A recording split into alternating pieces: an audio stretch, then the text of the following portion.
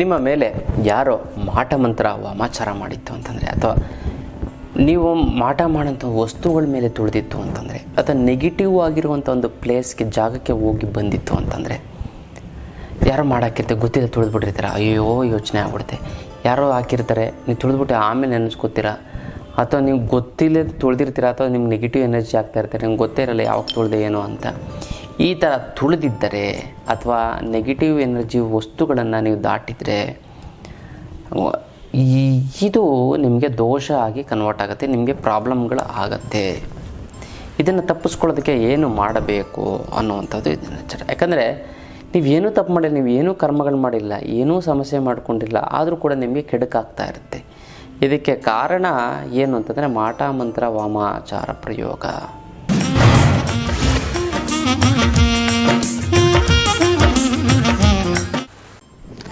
ಜೈ ಭಗವಾನ್. ಎಲ್ಲರಿಗೂ ನಮಸ್ಕಾರ. ಮಹಾದೇವಿ ಛೇದ್ಮಿಷ್ಟಪತ್ನಿ ಚಮಹಿ ತನ್ನೋ ಐಶ್ವರ್ಯಲಕ್ಷ್ಮಿ ಎಪಿಸೋಡ್. ಎಲ್ಲರಿಗೂ ನಮಸ್ಕಾರ.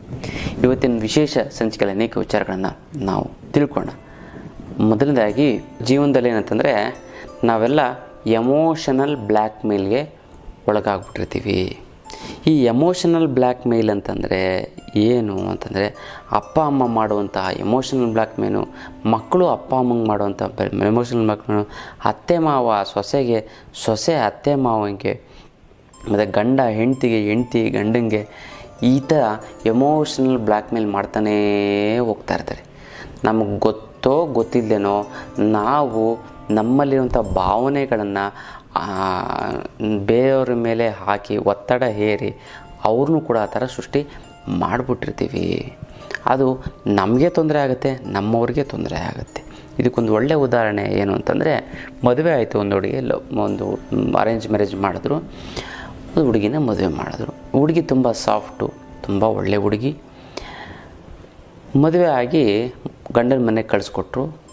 4-5 ತಿಂಗಳಾಯಿತು. 4-5 ತಿಂಗಳಾದಮೇಲೆ ಮಗಳು ಬಂದುಗಳು ಅಂತ ಹತ್ಕೊಂಡು, ನನ್ನ ಗಂಡ ಹೊಡಿತಾನೆ, ಕುಡಿತಾನೆ, ಬೈತಾನೆ, ನನಗೆ ಹಿಂಸೆ ಕೊಡ್ತಾನೆ, ನನಗೆ ಈ ಥರ ಅನುಮಾನ ಪಡ್ತಾನೆ, ನನಗೆ ಇರೋಕ್ಕಾಗ್ತಾಯಿಲ್ಲ ಅಂತ ಹೇಳಿ.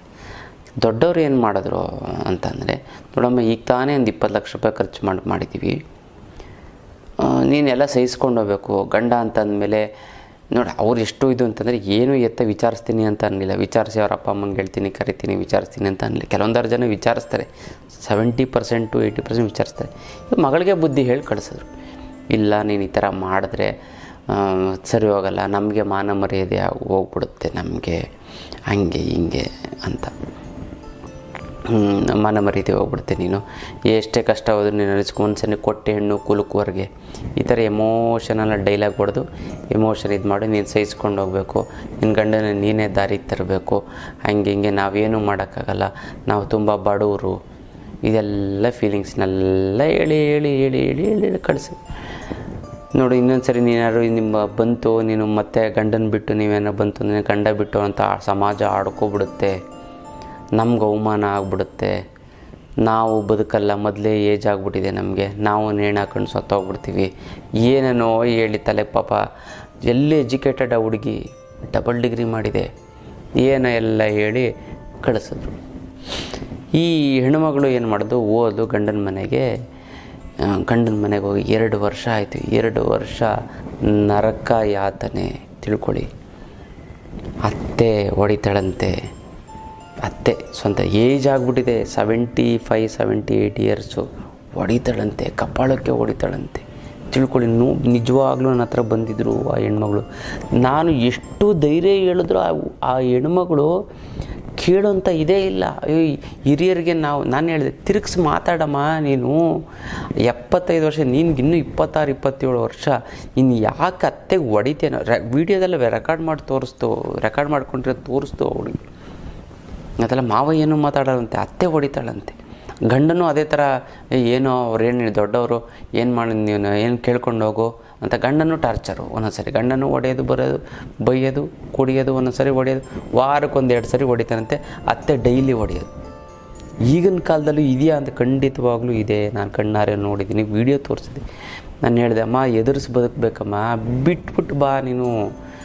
ಆ ಅತ್ತೆಗೆ ನೀನು ಹೊಡೆದ್ರೆ ನೋಡಿ ಸಣ್ಣ ಇದೆ, ಹೊಡೆದ್ರೆ ಯಾಕೆ ಸಹಿಸ್ಕೋತೀಯ ನೀನು ಅಯ್ಯೋ ಹಿರಿಯರು ಹೊಡಿಬಾರ್ದು ಅಂತ ನಮ್ಮ ಅಪ್ಪ ಅಮ್ಮ ಹೇಳ್ಕೊಟ್ಟಾರೆ. ಡಬಲ್ ಗ್ರ್ಯಾಜುಯೇಟ್ ಹುಡುಗಿ. ಅಟ್ಲೀಸ್ಟ್ ಆಯ್ತಮ್ಮ ನೀನು ತಿರುಗಿಸಿ ಹೊಡಿ ಅಂತ ನಾನು ಹೇಳ್ತಾ ಇಲ್ಲ, ಬೈ ಯಾಕೆಂತ ಪ್ರತಿಭಟನೆ ಮಾಡು ನೀನು. ಇಲ್ಲ ಅಪ್ಪ ಅಮ್ಮಂಗೆ ಹೇಳು. ಅಪ್ಪ ಅಮ್ಮ ನೋಡಿದ್ರೆ ಈ ಥರ ಹೇಳ್ಕೊಟ್ಬಿಟ್ಟಿದ್ರಂತೆ. ಅದಕ್ಕೆ ಇಲ್ಲ ಗುರುಗಳೇ, ನೀವೇನಾದ್ರು ಮಾಡಬೇಕು, ಏನೋ ಯಂತ್ರ ಕೊಡಿ ಅಂತ. ಸರಿ ನಮ್ಮ ಯಂತ್ರ ಕೊಡ್ತೀನಿ, ಆಳು ಬಿದ್ದೋಗ್ಲಿ, ನೀನು ಯಾಕೆ ನೀನು ಇದು ಮಾಡ್ತೀಯ ಹೋಗ್ಲಿ, ಗಂಡನೋ ಅತ್ತೆ ಮಾತು ಹೇಳಿ ಕೇಳ್ತಾನೆ ಅಂತ. ಅಂದರೆ ನೋಡಿ, 26 ವರ್ಷದ ಯಂಗ್ಸ್ಟರ್ಸ್ನ 76 ವರ್ಷದ ಎಲ್ಲರೂ ಅಲ್ಲ, ಕೆಲವೊಂದು ದೇವ್ರಂಥವ್ರು ಇರ್ತಾರೆ. ಆ ಎಮ್ಮನ್ನು 76 ವರ್ಷ ಆಗಿದ್ದು ಅದೇನು ಕೆಟ್ಟ ಬುದ್ಧಿನೋ ಅದೇನಿದು, ಈ ಸೊಸೆಗೆ ಹೊಡೆಯೋದು, ಸಣ್ಣ ಪುಟ್ಟದಕ್ಕೂ ಜಗಳ ಮಾಡೋದು, ಹೊಡೆಯೋದು, ಹಿಂಸೆ ಕೊಡೋದು, ತುಂಬ ಅಂದದ್ದು ನನಗಂತೂ ತುಂಬ ಬೇಜಾರಾಯಿತು. ಹೋಗ್ಲಿ ಅಪ್ಪ ಅಮ್ಮಂಗೆ ಹೇಳಿದ್ರೆ ಈ ಥರ. ಅದಕ್ಕೆ ಏನು ಮಾಡೋದು ನಾನು ಹೇಳಿದೆ, ಇಲ್ಲಮ್ಮ ನೀ ಪ್ರತಿಭಟನೆ ಬಿಟ್ಬಿಡು, ತಲೆನೇ ಕೆಡಿಸ್ಕೊಬೇಡಿ, ಬಿಟ್ಬಿಟ್ಟು ಬಾ ನೀನು. ಇಲ್ಲ ನಮ್ಮ ಅಪ್ಪ ಅಮ್ಮಂಗೆ ಸಮಾಜದಲ್ಲಿ ತಲೆ ಎತ್ತಿ ನಡೆಯೋಕ್ಕಾಗಲ್ಲ, ನಮ್ಮ ಅಪ್ಪ ಅಮ್ಮಂಗೆ ಅವಮಾನ ಆಗುತ್ತೆ. ನೋಡಿ ಎಷ್ಟು ಅಂದರೆ ಲೈಫ್ ಲಾಂಗ್ ಈ ಹುಡುಗಿ ಸಹಿಸ್ಕೊಂಡು. ಅಂದರೆ ನಾನು ಇನ್ನೇನು ಹೇಳೋಕ್ಕೆ ಹೋಗ್ತಾ ಇದ್ದೀನಿ ಅಂತಂದರೆ, ಯಾವ ರೀತಿ ಎಮೋಷನಲ್ ಬ್ಲ್ಯಾಕ್ ಮೇಲ್ ಮಾಡಿಬಿಟ್ಟು ಕೆಲವೊಂದರ ಜೀವನ ಹಾಳು ಮಾಡ್ತಾರೆ ಅನ್ನೋದು ನೀವು ತಿಳ್ಕೊಳ್ಳಿ, ಗೊತ್ತಲ್ಲ. ಇನ್ನೊಂದು ಹೆಣ್ಣು ಮಗಳಿದ್ದು, ಅದು ತುಂಬ ಧೈರ್ಯವಂತೆ, ದೇಹದಲ್ಲಿ ಇದೇ ಥರ ಟಾರ್ಚರ್ ಕೊಡೋಕ್ಕೆ ಸ್ಟಾರ್ಟ್ ಮಾಡ್ತಾರೆ. 1 ವರ್ಷ ಸೇರಿಕೊಂಡು 2ನೇ ವರ್ಷ ಗಂಡಂಗೆ ತಿರುಗಿಸಿ ಹೊಡೆದು ಹಿಂಸೆ ಕೊಡ. ನಾನು ಸಿಗರೇಟ್ ಸೇದ್ಬಿಟ್ಟು ಸುಡೋನು ಅಂತ. ಏನು ಟಿ ವಿನಲ್ಲಿ ತೋರಿಸ್ತಾಯಿದ್ರು, ಮೊದಲೇ ಬರ್ತಾಯಿತ್ತು, ಇವಾಗ ಬರ್ತಾಯಿಲ್ಲ. ಅದೆಲ್ಲ ಆ ಥರ ಸೀನೆಲ್ಲ ಹಾಕ್ಬಾರ್ದು ಅಂದ್ಬಿಟ್ಟು ಒಂದು ರೂಲ್ಸ್ ಬಂದ್ಬಿಡ್ತು.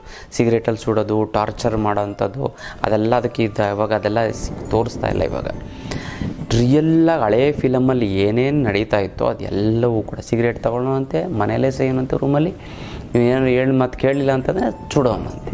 5-6 ಕಡೆ ತೋರಿಸ್ತು ಹುಡುಗಿ. ಒಂದು ಸರಿ ಸಿಕ್ಕಾಬಟ್ಟೆ ಕೋಪ ಸಿಟ್ಟು ಬಂದ್ಬಿಡ್ತಂತೆ ಹುಡುಗಿಗೆ. ಏನೋ ಮಗನೇ ಹಿಂಗೆ ಮಾಡ್ತೀಯ, ನಾನು ನಿನ್ನ ಸಾಯಿಸ್ಬಿಟ್ಟು ನಿನ್ನ ಜೈಲಿಗೆ ಹೋಗ್ತೀನಿ ಅಂದ್ಬಿಟ್ಟು ಹೊಡೆದು ಕುತ್ತಿಗೆ ಕೆಳಗಡೆ ಹಾಕಿ ತುಳಿದು. ಯಾಕಂದರೆ 4 ಸರಿ ಅಟೆಂಪ್ಟ್ ಮಾಡಿದಂತೆ ಗಂಡ ಅಂತ ಅನ್ಸ್ಕೊಂಡಿರೋನು ಈ ಹುಡುಗಿಗೆ.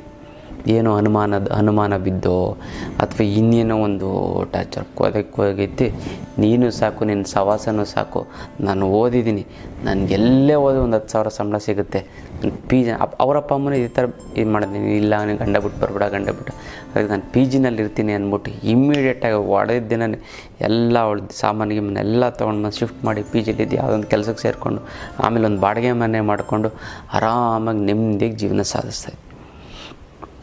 ನೋಡಿ 2 ಥರನೂ ಉದಾಹರಣೆ ಇದ್ದಾವೆ. ಅದರಲ್ಲಿ ನೀವು ಯಾವ ಥರ ಆಗಬೇಕು ಅನ್ನೋಂಥದ್ದನ್ನು ಯೋಚನೆ ಮಾಡಿ. ಅದಕ್ಕೋಸ್ಕರ ಎಮೋಷನಲ್ ಬ್ಲ್ಯಾಕ್ ಮೇಲ್ಗೆ ಒಳಗಾಗಬೇಡಿ, ಗೊತ್ತಲ್ಲ.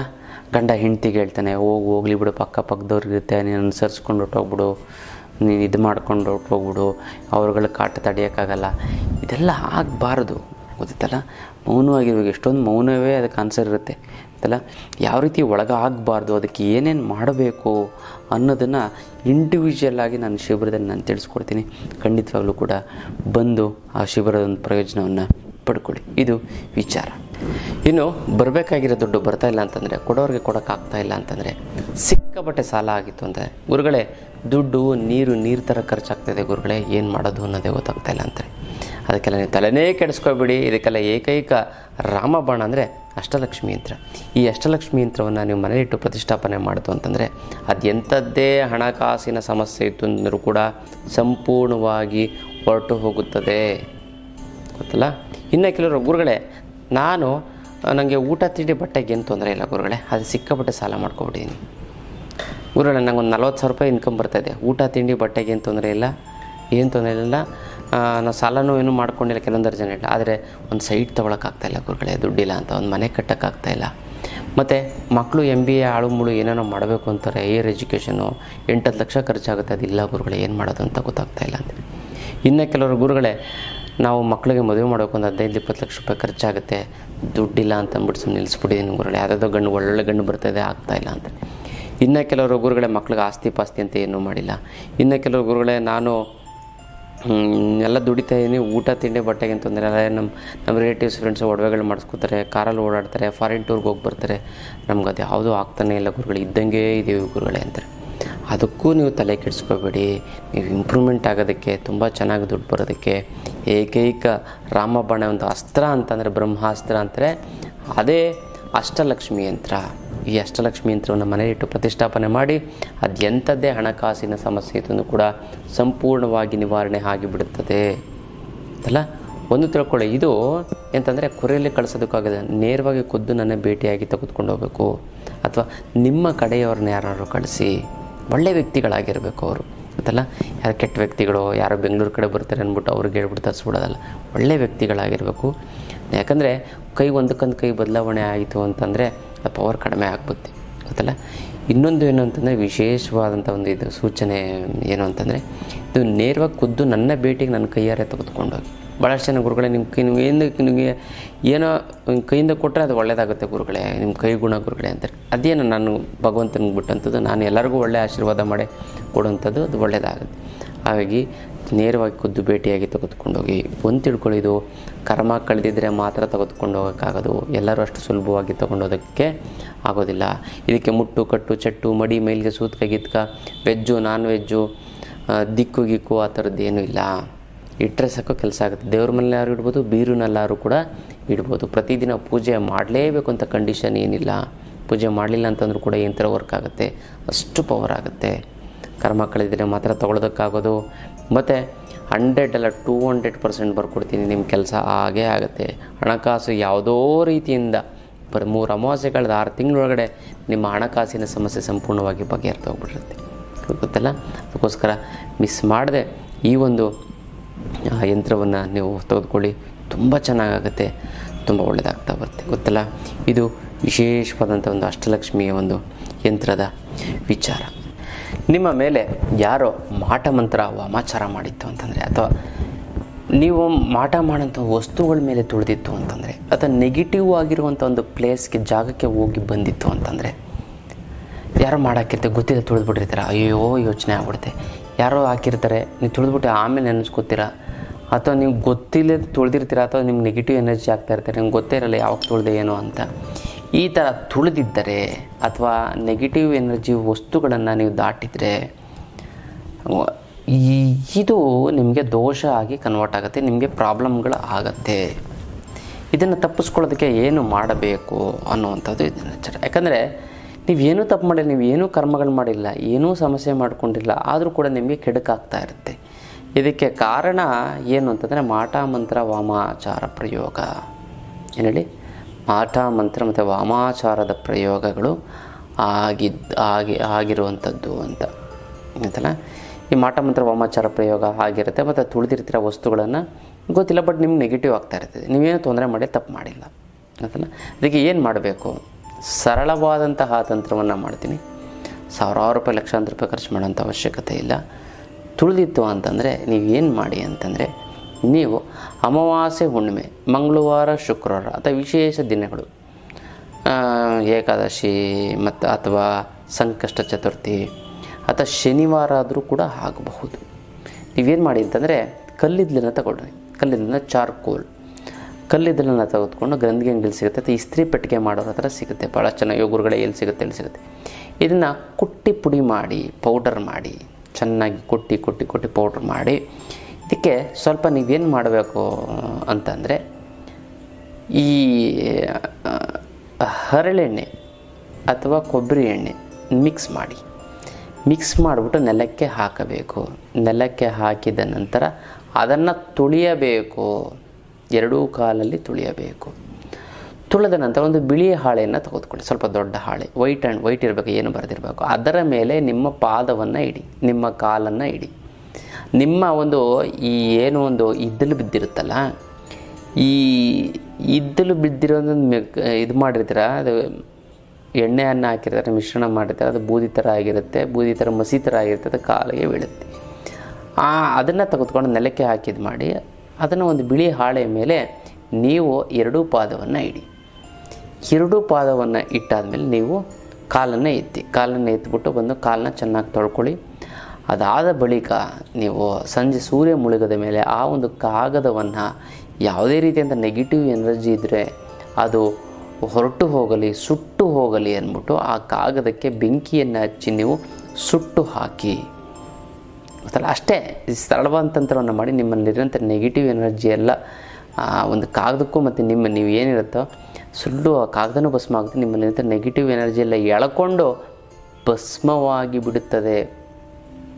ಗೊತ್ತಲ್ಲ, ನೀವು ಏನೇ ತೊಂದರೆ ಮಾಡಿದರು ಅಂತಂದರೆ, ಯಾರೇ ಏನೇ ತೊಂದರೆ ಮಾಡಿದ್ರು, ಮಾಟಮಂತ್ರ ತುಳಿದಿದ್ರು ಕೂಡ, ದಾಟಿದರೂ ಕೂಡ, ನೆಗೆಟಿವ್ ವಸ್ತುಗಳನ್ನು ನಿಮ್ಮ ಕಾಲಿಗೆ ತಾಕಿದ್ರು ಅಥವಾ ನಿಮ್ಗೆ ತಾಕಿದ್ರು ಕೂಡ ಇದು ಹೊರಟು ಹೋಗುತ್ತದೆ. ಸರಳವಾದಂಥ ಸುಲಭವಾದಂಥದ್ದು ಮಾಡ್ಕೊಳ್ಳಿ, ತುಂಬ ಚೆನ್ನಾಗಾಗುತ್ತೆ. ನಿಮ್ಮಲ್ಲಿರುವಂಥ ದೋಷಗಳು ಸಂಪೂರ್ಣವಾಗಿ ಪರಿಹಾರ ಆಗ್ತಾ ಬರುತ್ತೆ ಅಲ್ಲ. ಇದು ವಿಶೇಷವಾದಂಥ ಒಂದು ವಿಚಾರ. ಇನ್ನು ಹಣಕಾಸಿನ ಸಮಸ್ಯೆಗೇನೋ ಅಷ್ಟಲಕ್ಷ್ಮಿ ಅಂತ ತೆಗೆದುಕೊಂಡು ಬಗೆಹರಿಸ್ಕೊಬಿಡ್ತೀರ. ಆದರೆ ಜೀವನದ ಸಮಸ್ಯೆಗೆ ವಿಶೇಷವಾದಂಥ ಒಂದು ವಿಚಾರ ಏನು ಅಂತಂದರೆ ಶಿಬಿರ, ಯಂತ್ರ ಮಂತ್ರ ತಂತ್ರ ಶಿಬಿರವನ್ನು ಹೇಳ್ಕೊಡ್ತೀನಿ. ಈ ಯಂತ್ರ ಮಂತ್ರ ಶಿಬಿರದಲ್ಲಿ ಅನೇಕ ರೀತಿಯಂಥ ಸಮಸ್ಯೆಗಳನ್ನು ನೀವೇ ನಿಮಗೆ ನೋವು ಅನ್ನೋದೇ ಇರೋದಿಲ್ಲ ಕಣ್ರಿ, ಜೀವನದಲ್ಲಿ ಕಷ್ಟ ಅನ್ನೋಂಥದ್ದೇ ಬರೋದಿಲ್ಲ ಈ ಶಿಬಿರವನ್ನು ಅಟೆಂಡ್ ಮಾಡೋದು. ಆ ರೀತಿ ಹೇಳ್ಕೊಡ್ತೀನಿ, ನೀವೇ ಅಳವಡಿಸ್ಕೊಬಿಡಿ. ನಾನು ಹೇಳೋದನ್ನು ನೀವು ಅಳವಡಿಸ್ಕೊಬಿಡ್ತು ಅಂದರೆ ಅಳವಡಿಸ್ಕೊಳ್ಳೋದು ಹೇಗೆ ಅನ್ನೋದನ್ನು ಕೂಡ ಹೇಳ್ಕೊಡ್ತೀನಿ. ಗೊತ್ತಲ್ಲ, ನಮ್ಮ ಭಾಳ ಚೆನ್ನಾಗಿ ಹೇಳ್ತೀನಿ, ನಮ್ಮ ಮಗ ಕೂತ್ಕೊಬಿಟ್ಟು ಓದ್ಬಿಡ್ತಾನೆ, ಕೂತ್ಕೊಳ್ಳೋದೇ ಕಷ್ಟ ಅಂತಾರೆ. ಅದೇ ಥರ ಹೇಳ್ತೀವಿ, ಆದರೆ ಅಳವಡಿಸ್ಕೊಳ್ಳೋದು ಕಷ್ಟ. ಆದರೆ ಅಳವಡಿಸ್ಕೊಳ್ಳೋದು ಹೇಗೆ ಅನ್ನೋಂಥದ್ದು ಸುಲಭವಾಗಿ ನಮಗೆ ಮಾರ್ಗದರ್ಶನ ಕೊಡ್ತೀನಿ ಇದರಲ್ಲಿ ಅಂತಲ್ಲ. ಅದಕ್ಕೋಸ್ಕರ ಈ ಯಂತ್ರ ಏನು ಅಂತಂದರೆ, ಭಾಳಷ್ಟು ಜನ ಈ ಯಂತ್ರ ಮಂತ್ರ ತಂತ್ರದಲ್ಲಿ ಏನಿರುತ್ತೆ ಅಂತಂದರೆ, ಯಾವಾಗಲೂ ಹ್ಯಾಪಿನೆಸ್, ಯಾವಾಗಲೂ ಖುಷಿ, ಯಾವಾಗಲೂ ಸಂತೋಷ, ಯಾವಾಗಲೂ ನೆಮ್ಮದಿ, ದುಃಖ ಅನ್ನೋಂಥದ್ದೇ ಇರೋದಿಲ್ಲ, ಸುಸ್ತಾಗಲ್ಲ, ಆರೋಗ್ಯದ ಸಮಸ್ಯೆಗಳ ಬಗ್ಗೆ ಹರಿದೋಗ್ಬಿಡುತ್ತೆ. ಈ ಥರ ಒಂದು ಅದ್ಭುತವಂತ ಏನಂತಂದರೆ, ನಿಮ್ಮ ದೇಹವನ್ನೇ ಯಂತ್ರ ಮಾಡಿಬಿಡ್ತೀವಿ. ಗೊತ್ತಲ್ಲ, ನಿಮ್ಮ ಮಾತೇ ಮಂತ್ರವನ್ನು ನೀವೇನು ಕೇಳಿದ್ರೆ ಎಸ್ ಅನ್ಬೇಕು, ನೀವೇನು ಕೇಳಿದ್ರು ಜನವಶೀಕರಣ, ಧನವಶೀಕರಣ, ಸರ್ವವಶೀಕರಣವೂ ಆಗಬೇಕು. ಆ ರೀತಿ ನಿಮ್ಮ ಮಾತನ್ನು ಮಾಡ್ತೀವಿ. ಗೊತ್ತಲ್ಲ, ಮತ್ತು ನೀವು ಮಾಡುವಂಥ ಎಲ್ಲ ಕೆಲಸವೂ ಕೂಡ ತಂತ್ರ ಆಗಿಬಿಡ್ಬೇಕು. ನೀವೇನು ಕೆಲಸ ಮಾಡೋದು ಸಕ್ಸಸ್ ಆಗಬೇಕು, ಅದೇ ತಂತ್ರ. ಟೆಕ್ನಿಕ್ಕಾಗಿ ಮಾಡ್ತೀರ.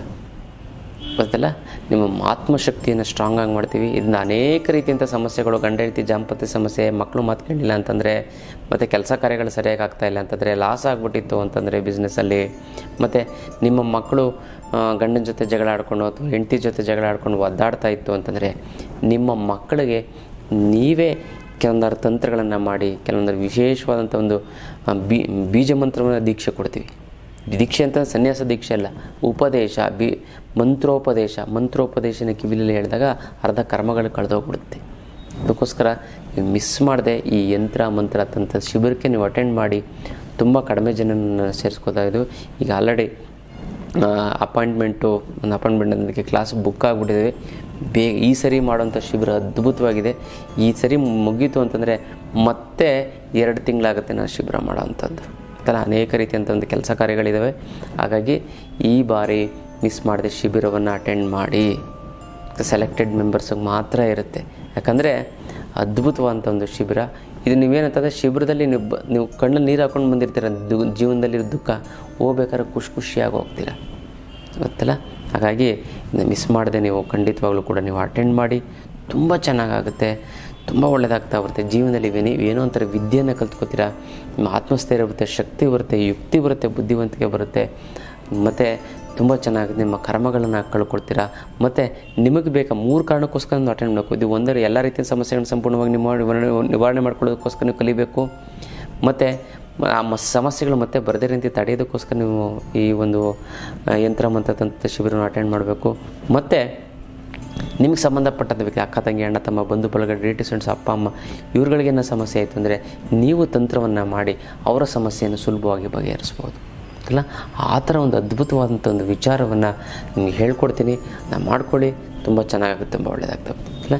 ಇದು ವಿಶೇಷವಾದಂಥ ಒಂದು ಯಂತ್ರದ ವಿಚಾರ. ಇನ್ನಷ್ಟು ವಿಚಾರಗಳನ್ನ ತಿಳ್ಕೊಳ್ಳೋಣ ಮುಂದಿನ ಸಂಚಿಕೆಯಲ್ಲಿ. ಅಲ್ಲಿವರೆಗೂ